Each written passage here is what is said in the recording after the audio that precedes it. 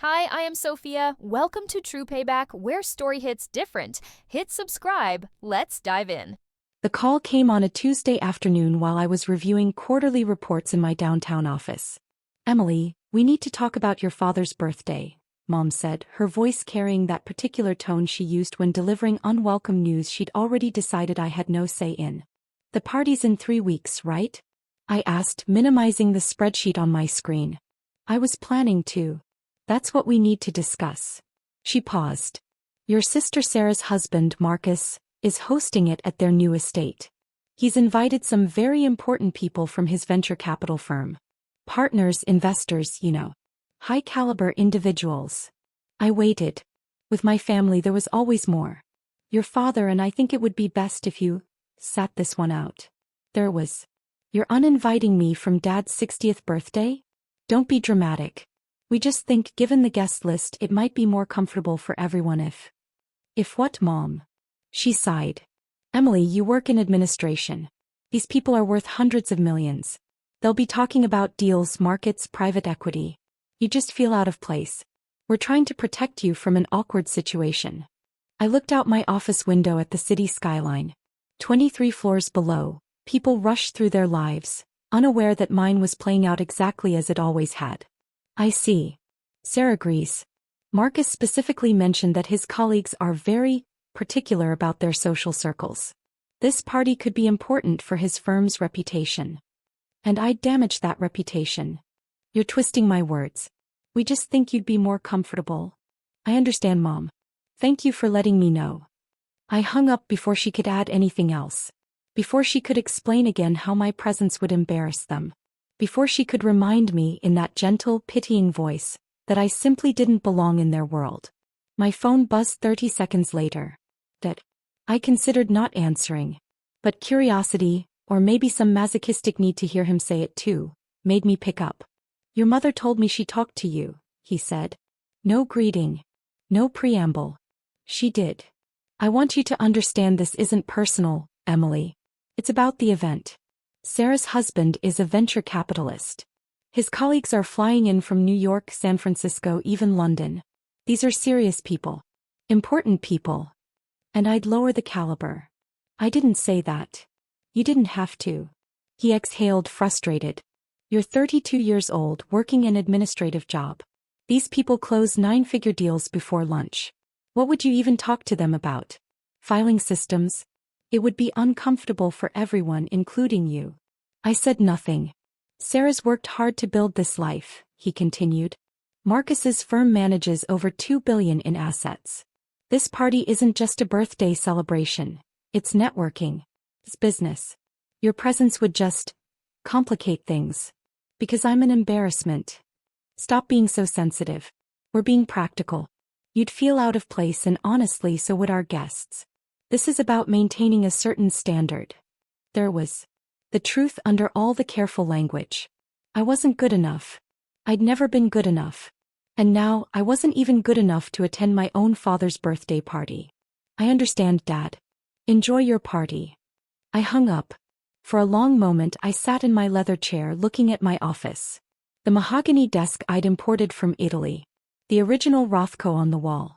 The floor-to-ceiling windows offering a view most people would never afford. Then I opened my laptop and pulled up my private investment portfolio. There, buried in the spreadsheet under Venture Capital Holdings, was the entry I was looking for. Nexus Ventures. Initial investment $3.4 million. Date, April 2021. Anonymous investor designation, Meridian Holdings LLC. Marcus Chen's firm. My brother-in-law's company. I'd funded it 3 years ago when they were desperate for capital, just another venture firm trying to compete in an overcrowded market. They'd been shopping for investors for 8 months with no takers. My investment director had found them, vetted them, and brought me the opportunity. The due diligence had been thorough. Good team, decent portfolio companies, but struggling with liquidity. They needed a significant cash infusion to stay competitive. My $3.4 million had arrived through an LLC structure so opaque that Marcus Chen himself wouldn't have known his mysterious backer was his wife's disappointment of a sister. The same sister who wasn't good enough to attend a party at the house my money had helped him afford. I opened my messaging app and texted David Thornton, my portfolio director. Pull complete file on Nexus Ventures. Conference call in 10 minutes. His response came in seconds. On it. David appeared on my screen exactly 10 minutes later. A folder already open on his end. Nexus Ventures, he said, getting straight to it. Your April 2021 investment. $3.4 million for a 12% stake through Meridian Holdings LLC. They've performed adequately, 7% returns annually, nothing spectacular but stable. What are the withdrawal terms? His eyebrows rose slightly. 90-day notice required for full liquidation. However, there's a clause allowing immediate withdrawal if the LP invokes Section 7C, material breach of good faith or change in investment thesis. And if we pull out? They'd be significantly impacted. We're their second largest investor. Our withdrawal would likely trigger questions from other LPs, possibly destabilize their current fundraise. They're in the middle of closing Fund 3, targeting $50 million. Our exit would complicate that. I thought about Dad's words. These are serious people. Important people. You'd lower the caliber. Invoke Section 7C, I said. Draft the withdrawal notice. David paused. Emily, may I ask? This is a business decision, David. Our investment thesis has changed. Draft the notice for my signature within the hour. Effective immediately. He nodded slowly, understanding this wasn't a discussion. I'll have it ready. After we hung up, I sat back and considered what I was about to do. Was this petty? Perhaps. Was this vindictive? Absolutely. Did I care? Not even a little. For 32 years I'd been the family disappointment. The one who didn't go to an Ivy League school like Sarah. The one who didn't marry well. The one who, in their eyes, had accomplished nothing worth mentioning. They'd never asked what I actually did. Never questioned how I afforded my downtown loft or my car or my lifestyle. They'd simply decided I was barely scraping by, probably living off credit cards and denial, too embarrassed to admit my failures. Let them find out differently. An hour later, David sent the withdrawal notice. I signed it electronically and texted him one more instruction. Terminate investment in Nexus Ventures. Execute immediately. His response, executing now. I imagined the email landing in Marcus Chen's inbox. The notification from their fund administrator. The sudden, inexplicable withdrawal of $3.4 million from an anonymous investor who'd been silent and reliable for 3 years. Then I went back to work. My phone started ringing at 4:47 p.m. I didn't answer. She called again. And again. Text messages flooded in. Emily, call me now. What did you do? Marcus is freaking out. Call me. I silenced my phone and continued working. At 5:15 Mom called. I let it go to voicemail. At 5:22, Dad called. At 5:30 my office phone rang. The direct line that only a handful of people had. My assistant's voice came through the intercom. Ms. Anderson, your sister is on line 1. She says it's urgent. Tell her I'm in a meeting. She said to tell you it's about Marcus's firm and that you need to call her immediately. I smiled. Tell her I'll call her when I'm available. 20 minutes later, my assistant buzzed again. Ms. Anderson, your father is here. In the lobby. He's demanding to see you. That I hadn't expected. Send him up. I straightened my desk, closed my laptop and waited. When Dad walked into my office, he stopped dead in the doorway. I watched his eyes travel across the space. The expensive furniture, the original artwork, the view, the obvious markers of success he'd never imagined I possessed. What is this? He asked. My office. Please, sit down. He remained standing, looking around like he'd entered the wrong building. Your office? Emily, what exactly do you do? I work in administration. You said so yourself. His face reddened. Don't play games. Sarah said Marcus's firm just lost a major investor. She said the withdrawal came from some company called Meridian Holdings. She said you... He stopped, shaking his head. She said you did something. Did I? Emily. His voice dropped to the tone he used when he was losing patience. What did you do? I leaned back in my chair. I made a business decision. Meridian Holdings is one of my investment vehicles. We had capital deployed in Nexus Ventures. Our investment thesis changed, so we withdrew our funding. Standard practice. The color drained from his face. You're the investor? You're the one who gave Marcus $3.4 million. I didn't give him anything. I made an investment. And now I've withdrawn it. Why would you? Understanding dawned in his eyes. Because of the party. Because we uninvited you. No, Dad. I withdrew my investment because it no longer aligns with my portfolio strategy.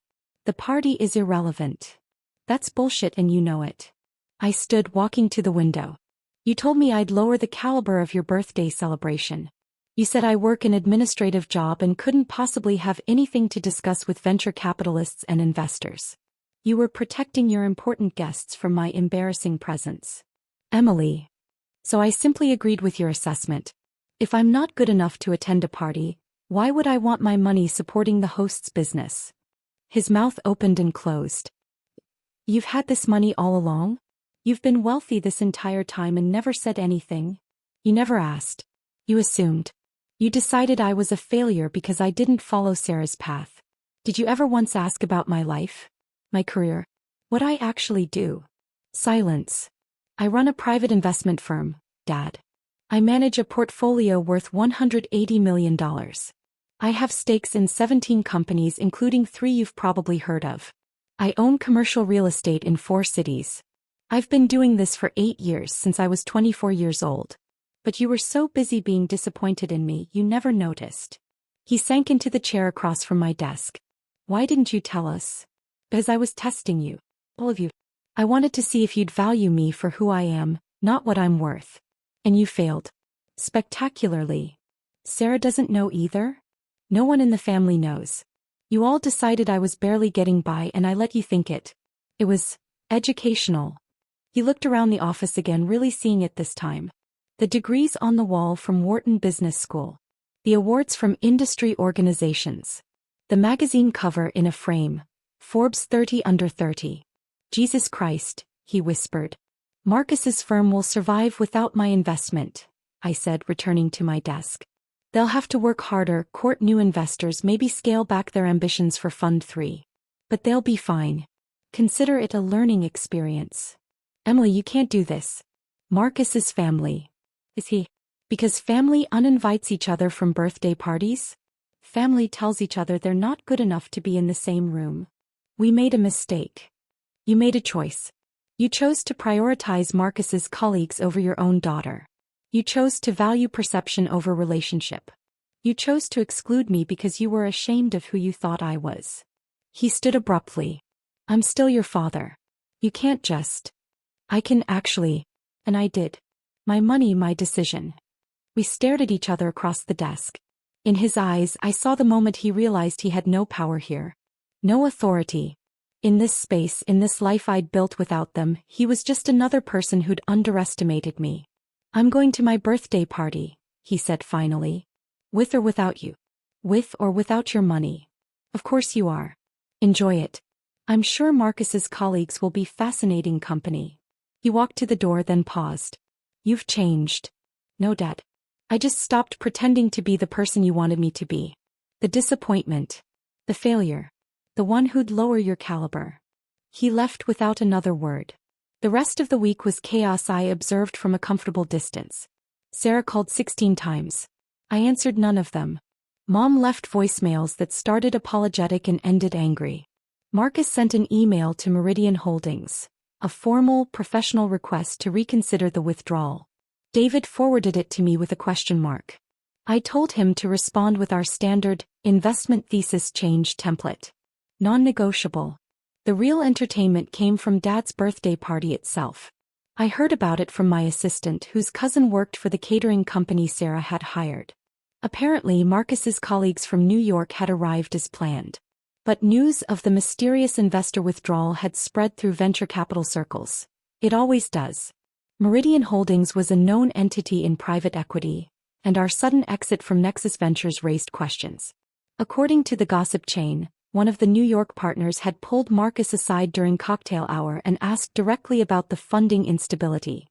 Marcus had tried to downplay it, but venture capitalists smell blood in the water. By dinner, 3 of his most promising prospects for Fund 3 had concerns they needed to address before committing capital. Dad's grand 60th birthday celebration, designed to showcase his son-in-law's success, had become a networking disaster. Sarah showed up at my office building on Monday morning. Security called up, I told them to send her away. She came back Tuesday. Same response. Wednesday she waited in the coffee shop across the street and intercepted me on my way in. We need to talk, she said, falling into step beside me. No, we don't. Emily, please. Marcus is drowning. You destroyed his fundraise. His partners are questioning his judgment. His investors are nervous. You've sabotaged his entire career over a stupid party invitation. I stopped walking and turned to face her. I made an investment decision based on changing portfolio priorities. That's all. Bullshit. You did this because you were hurt. Because she stopped, looking away. Because we made you feel bad. You didn't make me feel anything, Sarah. You revealed what you've always thought. That I'm beneath you. That I'm an embarrassment. That I don't measure up to your standards. That's not. It is. And it's fine. You're entitled to your opinion. Just like I'm entitled to invest my money wherever I choose. She stared at me. Your money? Emily, where did you get $3.4 million to invest in the first place? I earned it. Built it. The same way anyone builds wealth. Hard work, smart decisions, and a willingness to take risks. All things you assumed I was incapable of. But you never said anything. You let us think. I let you think whatever you wanted to think. You did that on your own. Her eyes filled with tears. You're really not going to put the money back? You're going to let Marcus's firm collapse. It won't collapse. He'll find other investors. He'll rebuild. Or he won't. Either way, it's not my problem anymore. He's family. I laughed, a short, bitter sound. Family. Right. The family that didn't want me at Dad's birthday because I'd lower the caliber. That family. She had no answer to that. Go home, Sarah. Take care of your husband. Help him find new investors. Build your life. Just build it without my money. I walked into my building and didn't look back. Dad's birthday came and went. I sent a card, professional, distant, appropriate. Inside I wrote, wishing you all the best. Emily. No gift. No phone call. No appearance. According to my sources, the party was tense. Marcus spent most of the evening on his phone, trying to salvage relationships with spooked investors. Dad drank too much and left early. Mom spent the night making excuses. 2 weeks later, Marcus did find a replacement investor, a family office out of Texas willing to take Meridian Holdings' place. But they negotiated harder terms, demanded board representation, and cut his management fees.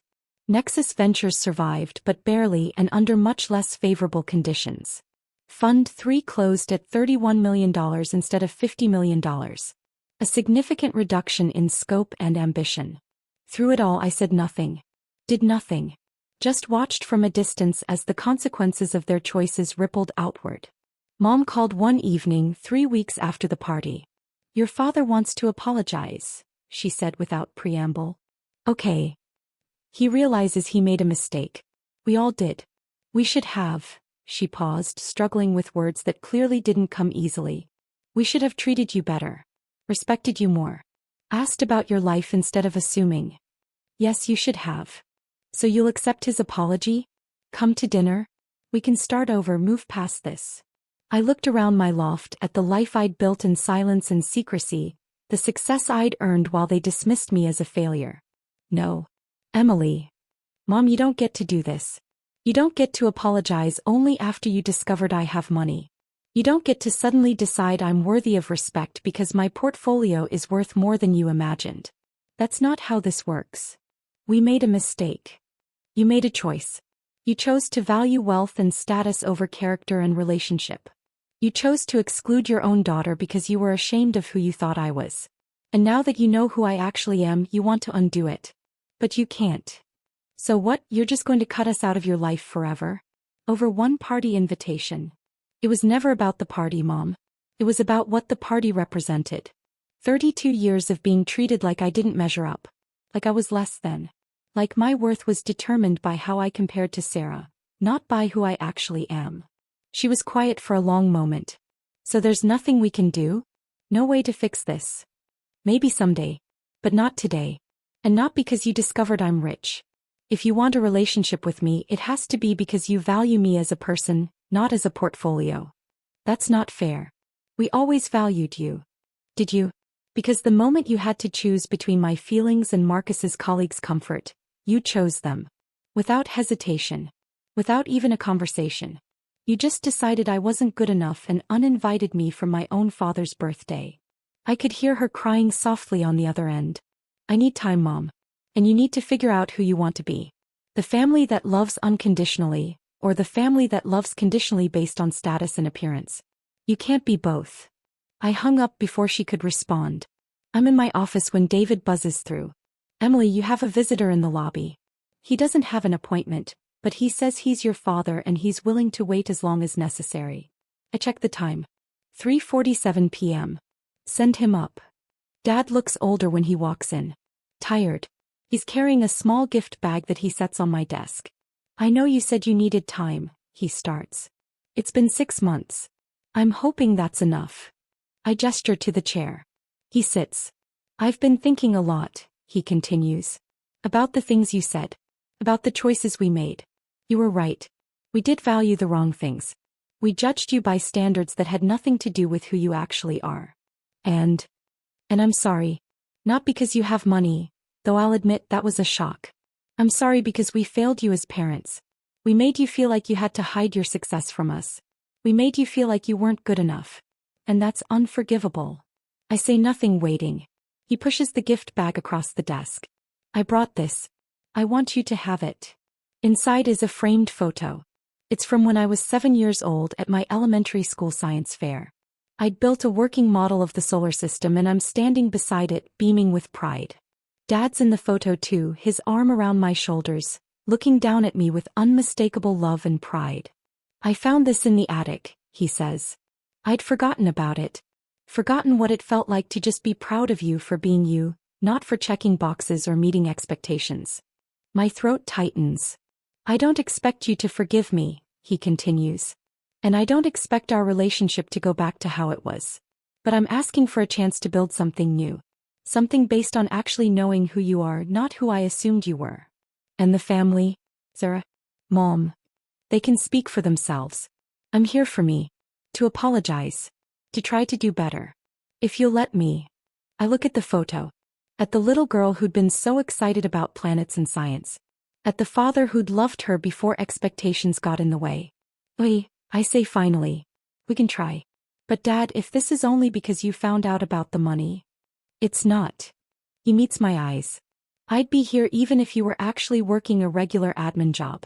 Because I realized something these past 6 months. I don't actually know my daughter. And that's my loss. One I'd like to correct if you're willing. I nod slowly. Dinner. Once a month. Just us. No Sarah, no Mom, no Marcus. Just us, getting to know each other as the people we actually are, not the roles we're supposed to play. I'd like that. He stands to leave, then pauses at the door. For what it's worth, Emily, this office, your success, everything you've built. I'm proud of you. I should have said that years ago. Yes, I agree. You should have. After he leaves, I place the framed photo on my desk where I can see it. A reminder of what was lost and maybe what could be rebuilt. My phone buzzes with a message from David. Nexus Ventures filing for Chapter 11 restructuring. Fund 3 officially dissolved. Thought you'd want to know. I delete the message. Some bridges burn. Some rebuild. And some, you walk away from entirely, carrying only the lessons they taught you about who you are and what you're worth. I learned mine. Finally, my family is learning theirs.